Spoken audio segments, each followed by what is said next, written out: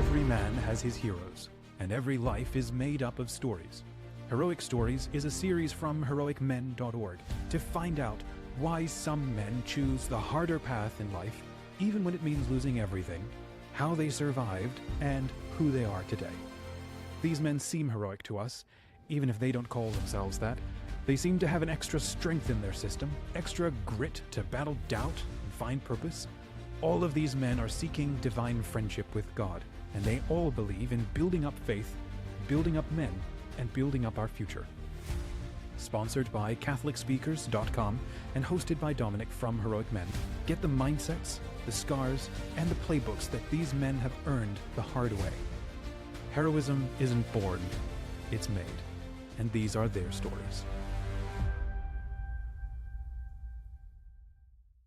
Hi friends, and welcome to Heroic Stories. I'm Dominic from Team Heroic Men, joined by Deacon Wally Calabrese from North Carolina. Hi Deacon, welcome to the show. Hey, how are you? Glad to be here. I am good. Good to have you on. All right, first question. We'd like to get right into it with this show. A story of heroism absolutely lights you up. What is that? Where do you go? Story of heroism. Any type of heroism. Could be news, media, personal life, story, anything. For me, it might sound a bit cliche, but for me, it's seeing the ordination of a priest. Really? Yeah. When you think about it, because the fact without the priest, we don't have the sacraments. We don't have, we don't receive Jesus, and we need Jesus, and we need him more than what we believe. And with him, we can do anything. And with more and more priests and more young men actually saying yes to the priesthood, the better this country, the better this nation, the better this world will be, because we'll have the sacraments, we'll have men actually receiving the sacraments. We have men leading, a life of holiness. They're a great example. We have some young men here in this diocese. I see some young men in Charlotte. I see some young men all over the place starting to respond to this call more and more.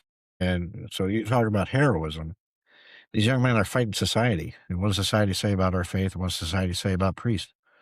But yet they still stand strong and they say, yes, I'm going to be a priest. I'm answering what Christ is asking me to do. So I think that's, if you're talking about true heroism today in the 21st century, it's these young men that are answering, saying yes to the priesthood. And we need more to say yes. I think some of them are just afraid, and they need to have strong leadership at home. They need to have strong parents, and they need to have mentors that can lead them to say yes if they're being called. If they're being called. I'd like to paint a picture, or maybe you can help me paint a picture of this for men who are listening. A bunch of them are probably dads or granddads who have sons or grandkids.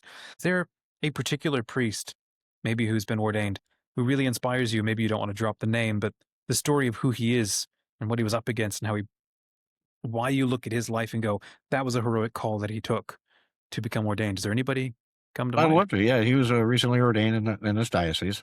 I don't mind saying his name. I'm sure if he listens, that'd be fine by him. It's Father John de Guzman. He's a young man. He's younger. I think I'm old enough to be his dad, so he's a little bit younger than me. But when he's going through, he was doing some time at St. Paul's, where they do some, whatever it is, during the seminary, where they take some time off and they go into the local parish and they spend time with the priest and they get mentored. And he usually spend a summer or maybe a little bit longer. And he's Filipino, my wife's Filipino. So we had him over for dinner and we're just chit-chatting and whatnot. And he was a little concerned. He wasn't sure if he was going to be able to make it. He was having those discernment issues and troubles. But something about him, I don't know what it is. When we first met him, I knew he's going to be a great priest. I just knew it. And I told him that. I said, I think you're really going to be a great priest one day, and you just have to stick through it. His ordination, just the glow on his face. And then he was recently down here in this area where I'm at, and then he had to move to another parish where he's the administrator, and he's just doing phenomenal things. I mean, for a young man, he was in love with Christ, and he has a way with connecting to these other young men, obviously because he's younger, right? But he just has a nice way of connecting. Older people are attracted to him as well, to how he speaks and what he brings. And, he's just, when I see that, I see the joy of the priesthood. I see the joy of the community. And so that would be my example is Father John de Guzman. That's fantastic. Wonderful young man. And I'm so glad that he continued to discern and pray and say yes and answer that call. What would be, for the young men listening, what would be your definition of a great priest? You started painting some of that. We're talking about that. You said he's doing really good and phenomenal things or something. All What right. does a great priest look like? I think what a great priest looks like, and this is going to sound a little weird, but it also goes off my last book. They have to be a good servant. When we think about that, and when we look at the verses in the Bible, when we study the Bible, our priests are to emulate Christ in persona Christi, and they're supposed to be Christ for us, as our deacons, but in a different sense for more service. When we think about our priests and our bishops, we don't want somebody who's going to be aloft. We do have some that they're men and they can make mistakes. They have this little hierarchy where they think, there might be just a little bit above. And that's not Christ. He came to serve, not to be served. And I think that's the key that all the ordained, but especially our priests, need to remember, which keeps them humble, which keeps them holy. And by doing that, by being humble and by being holy, you attract people and you can see people who are in love with Christ, right? They're very humble and they act very holy, and they just have this persona about them, and they just want to get out there and they just want to speak about Jesus, and they want people to know about Jesus. Well, here you are as a priest. If you're only showing up for mass and you're only doing 40 minutes and you're in and you're out and you don't know your parishioners, there's a problem there. Well, like John de Guzman and some other these young men, they're out there and they're learning who their community is. Pope Francis said it probably the best, a shepherd must smell like his sheep. Pope Leo's saying the same thing. JP2 said that. Benedict said that. You can't hide behind a desk. You have to be out there with your people. So that's where their diaconal ministry continues. It doesn't go away, it continues, but it reinforces their priesthood. It makes their priesthood just that much stronger, where they understand and they embodying this concept of service, to be a service to their flock. And that's the joy of the priesthood. And that's the challenge of the priesthood, is getting those 2:00 in the morning phone calls that, we need to run out and do last rites or anointing of the sick. We need to go out because somebody got into a car accident. We need, things that come up that most married folks wouldn't have to deal with, but a priest does, and then they need to have the support of the community. And have that support of the community, they have to be open, they have to be friendly, and they have to be pastoral, and they have to be wise in the scripture, but they also have to be Christ-like. And how did Christ interact with people? Very straightforward. This is the truth. He is the way, he is the light, he is the truth. And I think that's the best way to explain it. I think you have a bunch of military experience, and I'd like to get into your story, in a bit. Joining the ranks of the priesthood, and especially in the past, versus now has sort of changed. But it seems like there's an undercurrent that hasn't changed, that there's a bit of a military call of complete denial to all of the other options of the world and the culture and everything. You would want to focus on a specific mission for serving the world or serving Christ in the world and so on. How do you see the priesthood has changed? What are young men up against? I think the attitude towards being a priest is very different to, I don't know, a couple of decades ago or the last generation. Like you say, if we're going to, smell like the sheep and get out there and do things, sounds like there's a call to do something different than what has been done. Parents, that sounds bad, right? Parents would rather see grandbabies than see priests. Parents would rather see the NFL quarterback, making multi-million than see a priest. Not all parents, so I shouldn't generalize like that. So when you get all the backlashes and people start booing and yelling at me, but it's true. The domestic church is failing, and we can see that in society. The domestic church, if it's flourishing, if it's doing what it's supposed to be doing, with the man as head of the church, head of the domestic church, that doesn't mean he's a dictator or something along that line. He's living as Christ, right? He's providing for his family. He shows his family what it means to pray. If he's going to mass, the kids will continue to go to mass. If he takes his faith seriously, if he shows his sons what it means to be a man, which is difficult in today's world, when you have, and I'm just going to call it, transgenderism. And I'm sorry, that's, if you agree with that, anybody agrees with that, you're saying God made a mistake. That's impossible. He can't, right? So there in itself is a lie, but people are buying into it. So society is working its way into this culture of me versus the culture of what God wants. What does God want? He wants us to live in community. He wants us to flourish. He wants us to grow. Sure. He wants us to love him. and to serve him. And we all understand that. And we all understand what the commandments are. But do we choose to live that? Well, no. Sometimes we prefer to, do that first little sin because that was fun. And, oh, I didn't get caught. Let me try this again. And, all my buddies will think I'm gay if I'm a priest because, they're all pedophiles. You know that, right? All Catholic priests are pedophiles. That's all. Mhm. These are all things that they're going on. And they're Right. fighting against that because they might have this urge that they really want to serve, but there's no one to lean to. And mom and dad aren't supportive of it. It's a cross vocation. You know, Mom and dad have to support it. They have to have priests that they can go to and say, this is what I'm thinking. I've actually heard a priest tell a young kid who's, granted he was in high school, but he's a senior in high school. He says, "Don't worry about the priesthood right now. Just go out, live the world, and then come back, and we'll see if you still want to be a priest." You just crush check his vocation. You know, let him explore. Bring him to what it means to these seminars for young men become priests and what it is. I can't do it. I'm a dad. I'm a deacon. I have no idea what it's like to be a priest, but I do know what it's like when you're struggling with a vocation. And if you don't have the support with that vocation, and it starts at home. If mom and dad aren't talking about it, aren't introducing it, aren't excited about the fact that you're even thinking about it, or young ladies who might be interested in religious life, that they're having their whole issue as well. And we wonder why, why are the nuns drying up? Why are the brothers drying up? Why is the priesthood drying up? Well, mom and dad, look in the mirror. It starts with you. Don't blame the church. It starts with you. And once you get that straight, then everything else will start going. And dads have to take responsibility with this too. You're in charge of the domestic church. You are.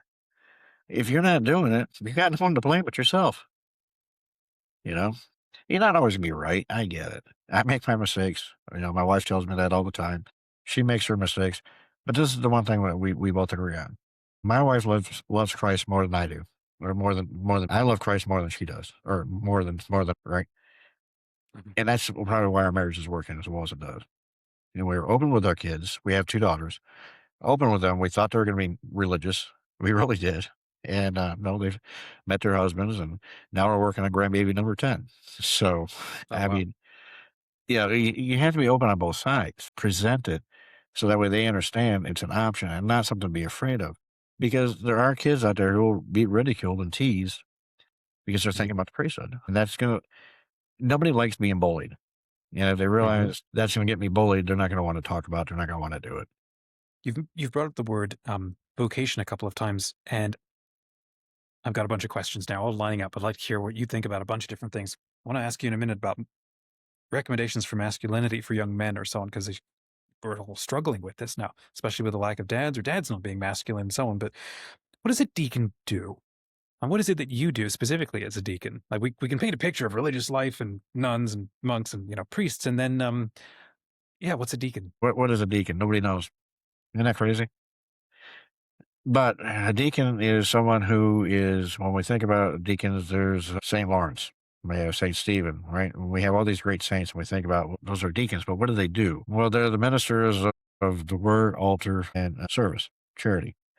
So we are basically ordained in persona Christi, serve is what it comes out to, or servant. So the person of Christ. Too many people focus on what a deacon can and cannot do, and not the identity of the deacon. So the identity of the deacon is Christ the servant. So I can baptize. I can up to the age 7, up to the age of reason. I can witness marriages. I can do funerals and communion services and things on that line. But the calling is to be Christ's servant for the church. You know, So when we look at the attitude of a deacon is supposed to be one who of service, which is why I mentioned that earlier, that the priest is still a deacon. It doesn't stop. There's no such thing as a transitional deacon. I might get in trouble for saying that. And they're all permanent. We're all permanent deacons, right? But we don't go around saying, you know, well, we're going to go have this group because they're going to become priests one day, we hope. And we have this group, they'll never become priests because that's not true. Something it could happen where one of them does become a priest. Different story, different topic on that. But my point is, we're supposed to be the servant. We're supposed to go out. Our ministry is primarily outside the church, not in the church. When you say the church, you mean like the physical building of the church or the institution? Like going out to the strangers? Okay, the building. All right. Yeah, so we're supposed to be out there with the people, catechizing them, telling them the good news, Jesus, and then bringing them to the church, and then dropping them off basically for OCIA or to finish their sacraments or what have you. Meet with them at their homes, meet with them at their businesses, be the example of Christ for them so they can get energized, if you will, about our faith. Or if they don't know anything about our faith, to catechize them about our faith, bring them to the church, and then the priest takes over, right? And then it's like sort of like a handoff, but not totally. But we do have our function at Mass and what we're supposed to do and to assist. But our primary function, if you will, is to be Christ's servant. And how did Christ serve his people? He was out there with them. He was walking with them. He was teaching them. He was bringing them towards his Father. And that's what we're asked to do. It's a hefty calling. It sounds very active. You're a lot more than just Father's Gopher. What are some of your favorite activities or aspects of being a deacon? Some of my favorite, believe it or not, is baptisms. I love baptisms. They're wonderful. Weddings, those are always fun. But more importantly, it's just meeting with people. And my biggest thing is love meeting people and talking about Christ, and then bringing them closer to the church. Sometimes it works, they enter the church. Sometimes it doesn't, but you still have that wonderful relationship. You still get to talk with them. You still get to explain who Christ is, and that's the beauty of it. Most people don't, they don't know who Christ is. They think of this mystical person so far off that they'll never have a relationship with. But yet we're called to have an intimate relationship with him. We receive him body, blood, soul, and divinity every Sunday or Saturday night if you go to Mass Saturday night. But we receive him and we're called to be more like him. And we have this intimate relationship with him, and yet people don't understand. That's where the beauty comes in of being a deacon, is going out and meeting them where they're at over a cup of coffee or maybe other juice, if that's their choice, and just having that discussion and being with them and just listening and guiding them and to bring them back closer to the church. I want to go back to something you talked about with masculinity. It sounds like you're somebody in a lot of conversations. You're intentionally trying to meet with a lot more people because, well, that's your vocation, your passion. What are some things that you coach young men on if they're struggling with masculinity, or if they don't have the role models and they don't know where to turn? What are some things that you encourage or get them to think about or start doing? What do you talk to them about?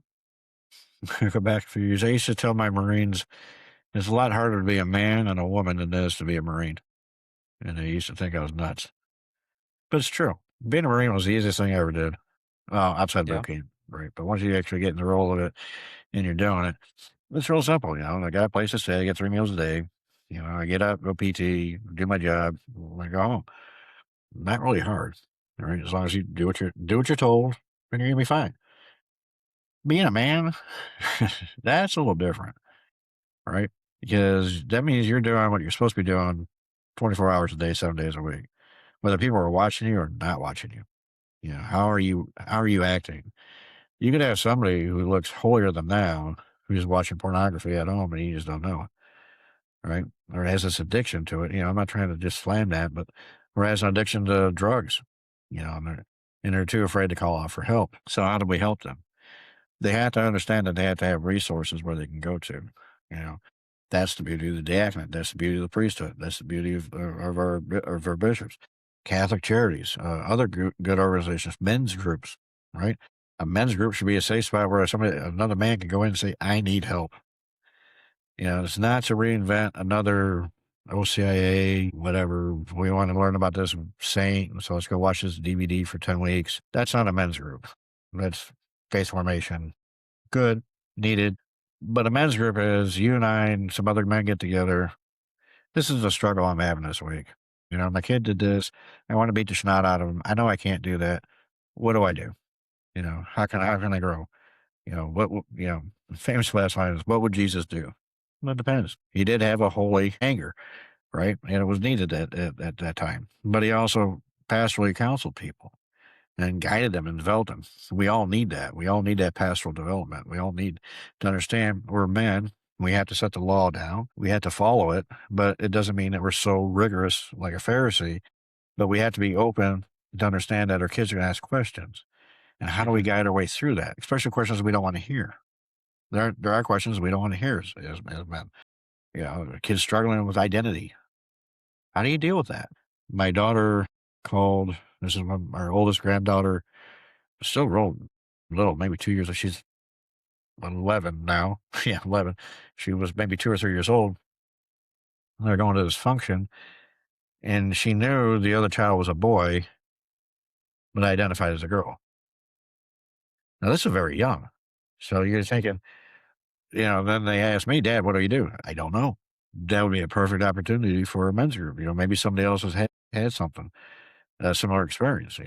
Those experiences that are happening, we need to have a group where we can get together as men, because men will not share their feelings in front of women. I don't know why. We just shut up. We don't say anything. But you get a bunch of men together, and that's all it is men. Now I feel safe. I feel comfortable. Look, Dominic's having this issue. I've had that issue. This is what I did, whatever that issue is. Might not work for you, but it's what will work for me. Now, I went to this scripture, something along that line, and that's seemed like I'm rambling, but that's what it seems No, like. it's great. This is what I think we need more of. Like you said at the premise of the show here, we need to have a men's group in every parish, but it can't be, you know, a remake of adult faith formation. That's not what it should be. It should be a safe spot for men, to ask questions that they have concerns about. How do they grow into faith? How do they grow in love with Christ? How do they know Christ? And how are they to be Christ in their families? That's fantastic. I'd like to hear a little more about your story and where a lot of these things that you are talking about, where they come from. The next segment is, what's one of the most difficult decisions that you've ever had to make, and how did you get through it? Difficult decision. Probably being ordained to the diaconate. Oh, seriously? Seriously. Yeah, Okay, why? it's a funny story. I, my wife, my wife and I were having some issues down in Florida when we were stationed down in Florida, and she wanted me to go to this retreat called Christ Renews His Parish. And I don't Hmm. know if you ever heard of it. It's a great little thing. But me being a young Marine still at that time, fit your high and tight flat top and a lot, What were you, mid-20s or something? uh, probably late 20s, maybe. Uh, my mind is just a bunch of old guys that are getting ready to meet Jesus, and I don't need to go Right. to that. Right. So it's like, Jesus loves me. I love him, whatever. So we got this knockout, drag out fight. I ended up on the couch. So I got my bag. I left in the morning. And I thought to myself, when I get there, there's a bunch of old guys there. I'm leaving. I'm going to go find a hotel, check in for the weekend, come back at the end when I think everything is over, tell her it was great. Everything's wonderful. I love God. This is great. And yada, yada, yada. I got there and there's a bunch of old guys who happened to move really, really quick. So I didn't get a chance to get back to my car. So they got me. So I'm stuck there for this weekend. And I'm glad I went. As much as I didn't want to go, I'm so glad I went, and it worked out beautifully because it's just guys. I thought I had issues; they had some serious issues, that we got to share, and encounter, and it was just wonderful. And I got to know who Jesus was through that weekend. They had this crazy thing called reconciliation, and I haven't gone in years. In fact, I didn't know what I really didn't know what to do. And my senior was just so wonderful. He walked me through it, and then, I felt so clean when everything was done. And then they had this thing called adoration after that. I'm like, right, I'm gonna screw this up, so I got inside there, and I distinctly remember hearing, "You'll be my servant." And Wow. that, well, you got the wrong kid here. So I had this perfect plan I was gonna do. We moved to Okinawa, and we met this wonderful priest, Father Will Everett. And he started talking about the diaconate. I said, wow, that came up again. And then I started working on a master's degree in pastoral theology. Came back to North Carolina and then entered the second cohort here. And during that cohort, you know, my wife and I were trying to figure out ways we get kicked out of it. How can I get out of this? So that way I don't have to, because that's a lot of responsibility. You're going to get ordained, you're clergy of the church, and why is he picking me? This is, he's got his wires crossed or something wrong. You hear what I'm saying, right? He's got his wires crossed and all this. So, but the hardest decision was, and it wasn't that it was hard. I guess maybe it was hard in the fact of accepting that God's choosing me and why he did that. You know, I guess in denial. Maybe I didn't want, maybe, I don't know. As to this day, I still don't know why. You mentioned that it was kind of a crash course in rediscovering a bunch of aspects of your faith. Had you been away from the faith, and it sounds like you had some, I don't know, guilt, or you were pretty heavy during that time, and then uh, what was going on in your life up to that point? And the military was clean, simple answer for solving a lot of problems, and then your wife started poking at you to go do something a little different. What was going on up to that point? Oh, I was there, but I wasn't there. My wife, okay, so my wife first got here from the Philippines, and after we got married and all that, she wanted to pray every night. And I put my head in the small of her back. I could count to 10. She said the Our Father, I went, whatever, and we're both going to bed at the end. I wasn't praying. I was just going through the motions. Sunday had come around. She wanted to go to church.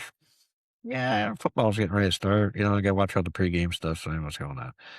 I was not the ideal Catholic, right? During boot camp, this is back in '87. I was Catholic Protestant. If they would have had a Jewish service, I would have been Jewish too, because you just got away from the drill instructors for an hour. That's all I wanted. So it's not that I was practicing. Out in the fleet when I was single, I had a choice to go to mass or I had a choice to go party. Which one do you think I chose? I went to go party. I wasn't living the faith. I didn't have a role model. My role models were the ones that wanted to go party, and I wanted to be just like them. They were cool. They were the ones I wanted to be like. So it's not anybody's fault. It's my fault for choosing poorly. And then I met my wife, and unbeknownst to me that she was Catholic, and she didn't know I was Catholic by name, not by action. And then what opened my eyes up, is when we had our daughter baptized. And, every deacon or priest says this to the parents. Do you understand? And we're asking you, do you got to raise a kid in the faith? And we look you dead in the eye and say, do you understand? And everyone always says yes. Well, we didn't have a clue. I didn't know what it meant to raise my kids Catholic. But I just told this priest, I'm going to do it. So what am I going to do? That was sort of the start of the turning. It didn't fully turn, but that was the start of it. Then we started going to mass every Sunday. And then that sort of became routine. We didn't want to miss after that. Then we started this crazy concept praying as a family. That was neat. And then praying individually, but still praying as a family. And then just little things, investigating this saint, learn about that saint, new saint of the month, open the Bible. Crazy concept for Catholics, right? Open the Bible or the catechism. Then, it's just little things. And then as you come to learn it, and this is where Chirp came in, because, I thought I was doing everything I needed. But when we went through Chirp, And I church realized means what? Chirp is Christ Renews His Parish, that 1 week retreat or a weekend retreat on the parish grounds. I realized I'm just scratching the surface, and I really didn't understand what I thought I was under. And I just realized that the faith is so huge. But it's also the fact that our God is so merciful and so loving, and He's always there with His arms open and outstretched. If only we were to turn around and reach out to Him, and accept Him. So, yeah, I don't know if I answered it or not. No, that's fantastic. You said you spent time in Okinawa? You were Yeah, out there? yeah. I've been 4 years, a year and a half, my first time, and 3 and some change with the family the second time. Okay. Oh, that's so cool. So, okay, so you mentioned lack of role models, and that's what you kind of drifted away from the faith, sounds like, as a young man, and kind of either inched back into it or some of it crashed back into you. And so it sounds like maybe you have some new role models. And so that's the next question. Who are your heroes? Who are people that you now look to either in your life, or maybe they're saints, or just people? Yeah, who inspires you? The Apostles. And the reason why I say that was actually my first book, The Apostles of Me. So what do we know about Peter? People can say it. Peter's first pope. Okay, that's great. Yeah, run it off on one hand, I think. He would have been a great Italian. Open the mouth, insert foot. I can say that because I'm Italian too. So, right. Yeah, I mean, my point is, we know the name, but we don't know the person. And listen, He picked ordinary people. Jesus did, but they did extraordinary things. Why? Because of the faith, because of the trust. Did they do everything right the first time? Heck no. That's why I love the apostles. Think about Peter denied Christ 3 times, and yet he still was the keeper of the keys. Thomas, everyone counts him as the doubter, get the doubting Thomas, because unless I see you, but yet we still use that as a great example because we all struggle with faith. I can't think of one person who doesn't. You know, Andrew, what do we know about him? Who are the top? Well, first off, who are the top 3 disciples? They're always wherever there's something very important happening, whether it's a transfiguration, all the really important stuff that Jesus wants them to see. Who are the top 3 that are always there? It's always Peter, James, and John.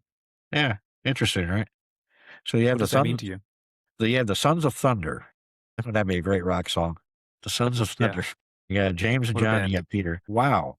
And they're always there. When we think about the ones, James and Peter both had a martyred life, but John didn't. John's the only one who didn't, who wasn't martyred, interestingly enough. But Yeah. maybe that was Or actually, he wouldn't stay martyred, right? They tried to boil him in oil, and he just came back out again. And so they're like, okay, just exile him. But yeah, it's not for want of trying. Yeah, I mean, he wanted it, but I think Jesus is like, yeah, no, you're not going to get that. You're going to have something different. But it's interesting. I use those factors because John, when you read his gospel, he's such a straight shooter. He doesn't hold back. He doesn't hold any punches back. That's what I love about him.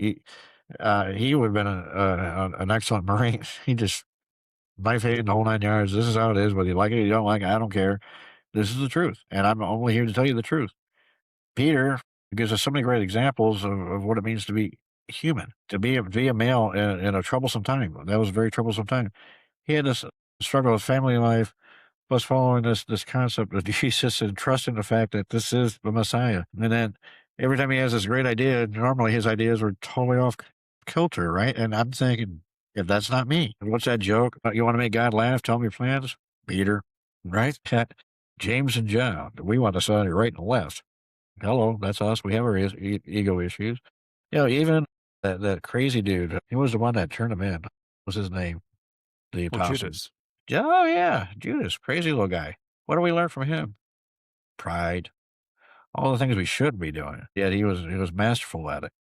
And then we still learn. We have issues with all that stuff as well. So when people, say who are your greatest heroes, our kids are looking at Superman, Batman, and I'm not saying there's anything wrong with that. I'm not. But all of us need to look at the apostles. Why those 12? He knew exactly what was going to happen, but why those 12?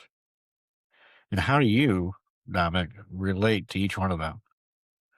What can they show you that you can't see in yourself, but you can see it in them? And then by that revelation comes back to you, and it helps open your eyes that much further and what it means to be called to be a disciple of Christ. That's the beauty of it. Amazing.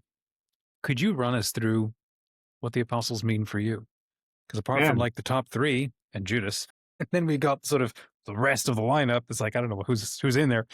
Who do they mean? For most of us, that's kind of where we're left. What do they mean for you, or how do they impact you? Well, I think what the biggest impact is the fact that these were ordinary men. When I die, there might be outside my grandkids, my kids, my wife, who else is going to be there? Not that I'm looking for the big impact or whatever like that, but here are men who were very ordinary. They weren't they weren't nothing special until after they started interacting with Jesus. And even then, it wasn't right away. I find them fascinating. All their stories, they all struggled. And yet, somehow or another, we feel guilty when we struggle.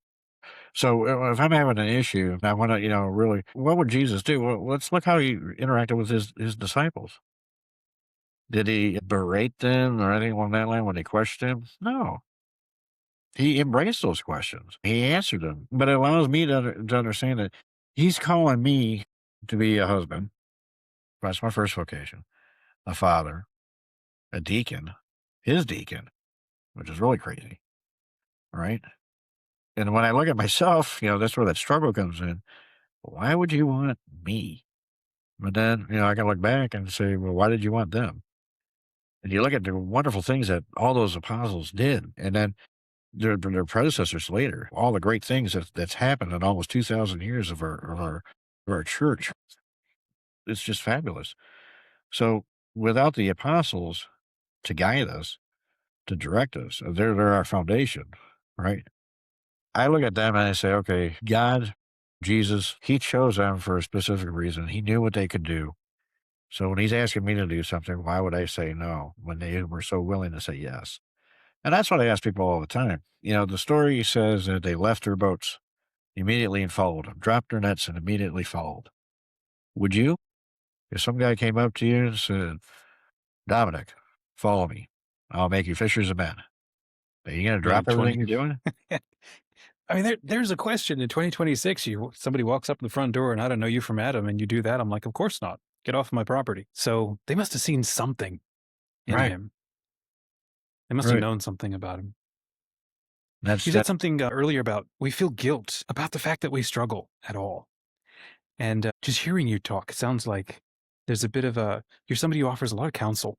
When you're conversing with people, you listen to them. There's counsel that I mean, it's one of the gifts of the Holy Spirit, isn't it? What do you say to people when they feel guilty about the fact that they struggle at all? I say, welcome to humanity. Sarah, it's hard to accept, especially as a man.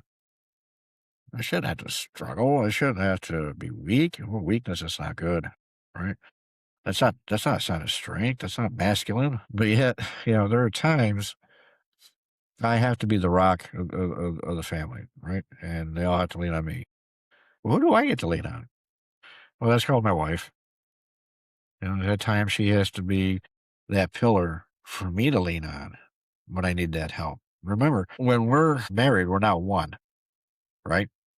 It doesn't mean that I'm superior, she's superior, this, that, and the other. We're one. We're on this journey together, and we're on a unified front. She's not ahead of me. She's not behind me. I'm not ahead of her. I'm not behind her. Side by side.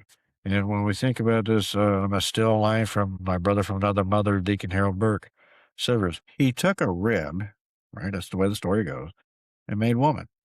The greatest of all creations was a one, and a rib. But what does a rib do? It protects, right? I recently just broke 3 of them, and I know they do a lot, right? So it really, when you breathe the whole 9 yards, there's a lot that ribs do that I didn't realize that they do.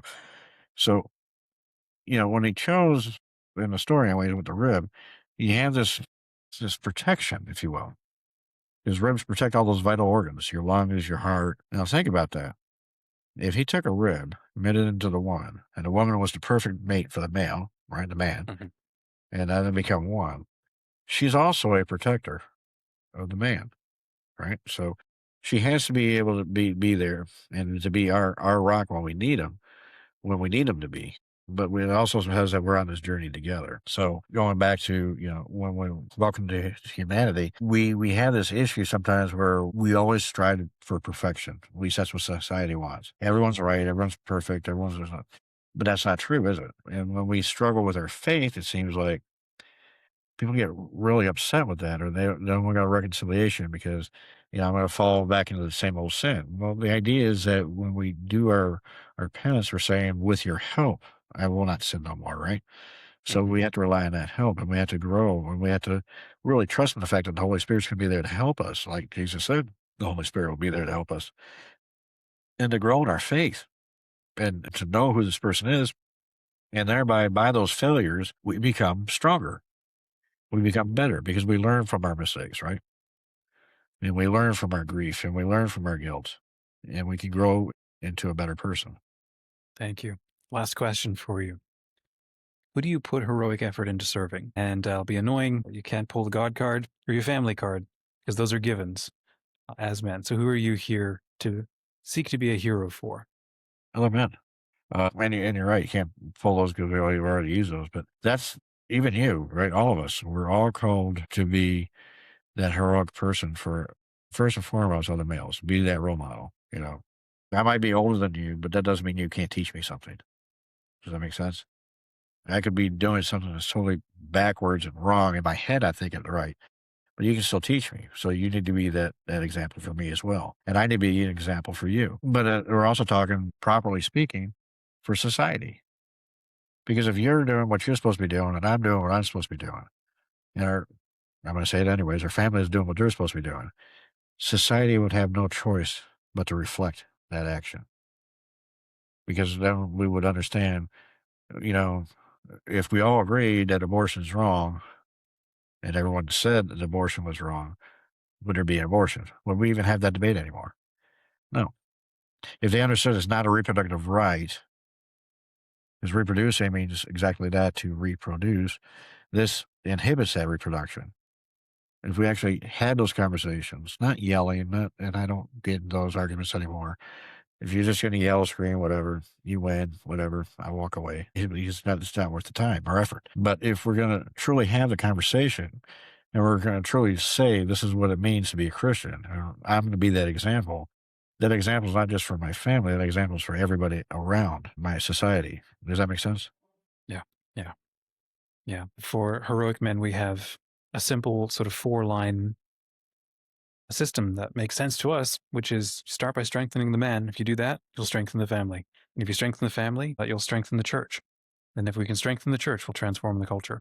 It's exactly like you're saying, do what you're supposed to do. It'll radiate out and we can't control the impact. We can do our best at working at controlling ourselves. It's true. If you had 60 seconds to say something encouraging to men, what would you want to leave them with? To come to know and love Christ as a person, and take your time with it. Just like it was when you fell in love with your wife or your girlfriend or your significant other, if you're still dating, what have you. You had to have a conversation, right? You had to go out for your dates, and you had to learn each other. Well, it's the same thing with Jesus. Learn who he is, understand who he is, fall in love with him. And after that, life just seems so much easier. Not that it's gonna be. It just seems easier because little things don't bother me anymore. I have great resources I get to reach out to, and it's all because of these other men who are in love with Christ, and we all think basically the same way, which is wonderful. Come to know who he is, fall in love with him again, and allow him to transform you to be more like him. Thanks for joining us. If this story connected with you, send it to someone. And if you want to chat with us about anything that we've said, send us a message at heroicmen.org/stories. Our partner at CatholicSpeakers.com has built the easiest way to book powerful Catholic speakers for your men's event.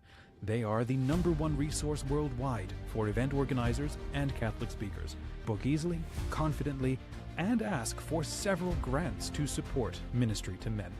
Visit heroicmen.org/speakers today. Come and share your journey in the Heroic Brotherhood, our online community for Catholic men like you. Get the app with the best Catholic media for men, including Heroic Men's original series, Be a Man. It's all free because an alliance of donors already paid it forward for you. Stand with us. Let's build the future of Catholic men. Will you pay it forward? $5 a month pays it forward for 5 men. Visit Heroic Men to stand with us. Because men like us, we leave no man behind. Visit heroicmen.org today.